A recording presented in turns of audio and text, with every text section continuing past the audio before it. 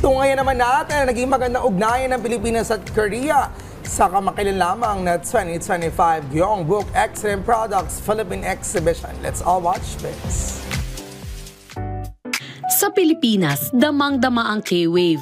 From K-pop beats hanggang K-drama feels, para bang bahagi na ng buhay natin ng Korean culture. Pero ang koneksyon natin sa Korea ay hindi lang sa music o teleserye, kundi umaabot na rin sa ekonomiya, agrikultura at small businesses.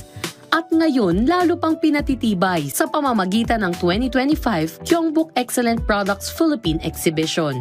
Ang event ay bahagi ng mas malawak na promosyon ng Gyeongsangbuk-do Province upang palawakin ang kanilang reach sa mga pandaigdigang merkado. Actually, we have a long relationship since the 2008, 6, something like that. And then this year already 12 years exhibition Gyeongbuk-en. Sa 2 araw ng naturang exhibition, tampok ang malawak na seleksyon ng mga produkto mula sa South Korea. This year we have 25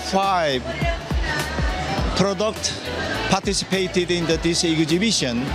So the mostly food, except only one, just the cat food.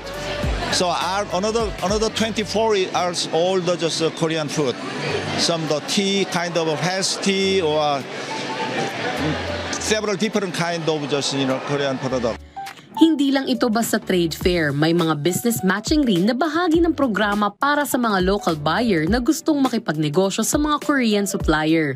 Sa pagpapalaganap ng mga produkto ng Gyeongsangbuk-do dito sa Pilipinas, natutulungan itong palawakin ang merkado ng kanilang small at medium enterprises.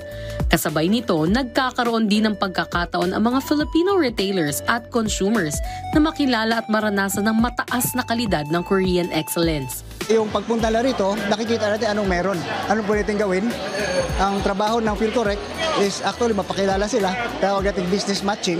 Meron din kami, pupunta kami ng Korea naman, just like September, dito ginagawa namin para mapakilala mga Koreans, businessmen with the Filipino businessmen, so makakaroon ng parang exchange of ideas.